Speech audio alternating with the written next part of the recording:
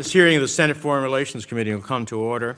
It has been more than 2 decades since Congress passed the Victims of Trafficking and Violence Protection Act, and yet today, men, women, and children are still bought and sold in virtually every country in the world. It is an absolute travesty that traffickers are preying on Venezuelans fleeing for their lives from their country, on migrants desperate to escape hunger and conflict in the Horn of Africa. And it is despicable that they take advantage of Putin's invasion to exploit Ukrainian refugees, 90% of whom are women and girls who are desperate for protection from sexual violence. The vast majority of trafficking victims are women and girls. If we are serious about combating human trafficking, the United States must redouble our support for policies and programs that empower women and girls as we tackle the root causes that open the door to such exploitation. Ms. Dyer and Mr. Walsh, I commend the work both of you and your departments are doing. I know it's not easy, and we have made meaningful steps in recent decades, but despite elevating the issue to a global scale and putting in place legal frameworks to hold traffickers to account, about 25 million people still live in what amounts to slavery. Traffickers still rake in an estimated $150 billion annually. So I hope our witnesses will speak about what the United States is doing to address the root causes that leave people vulnerable and the prevention efforts to stop would-be traffickers. Ending extreme poverty, ending gender-based violence so that many women and girls endure whether it is sexual exploitation, domestic servitude, and forced marriage.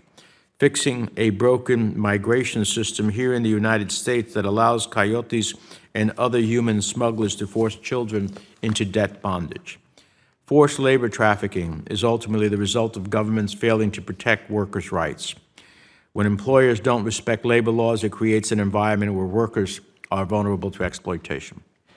Any approach to combating trafficking must begin with empowered workers who can stand up for themselves. That means reforming labor laws to protect migrant and domestic workers. These victims of human trafficking are cooking, cleaning, gardening, and taking care of children. They often work 16 hours a day for little or no pay. I have fought to make sure that the State Department's Trafficking in Persons report, which just came out last week, serves as an unbiased, powerful tool to combat trafficking. And I've pushed back against administrations of both parties who would have politicized the report because I believe this is a problem that needs to be addressed in a bipartisan manner. Senator Risch and I have reintroduced the International Trafficking Victims Protection Reauthorization Act, which passed the Senate in the last Congress. It will strengthen our ability to hold governments accountable and expand prevention efforts at the U.S. Agency for International Development. And it will help combat trafficking of domestic workers by diplomats and UN officials here in the United States. We also need to hold governments accountable for their failure to take basic steps to address human trafficking. Talking about holding China accountable for its reprehensible use of forced labor in its Belt and Road Initiative. I'm talking about holding Russia and Cambodia and Eritrea accountable. And I'm talking about holding the United States accountable as well.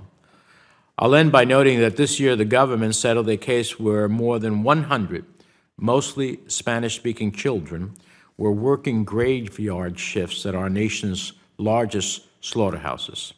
That's dangerous work, hazardous machinery, industrial chemicals, extreme temperature changes. Some of them were just 13 years old. To me, that's completely outrageous and unacceptable. The head of the Alabama Office of Homeland Security Investigations said, quote, "As the government, we turned a blind eye to their trafficking," close quote. And the New York Times article went on to say, quote, "He teared up as he recalled finding 13-year-olds working in meat plants." This is not a problem limited to some far-flung corner of the world. It is a problem we see at our southern border, and it is a problem that stretches into the American heartland. So we in the United States need to be doing everything in our power to end global human trafficking. I think we can do better. I think we can do more, and I look forward to doing that. With that, let me turn to the ranking member, Senator Risch, for his remarks.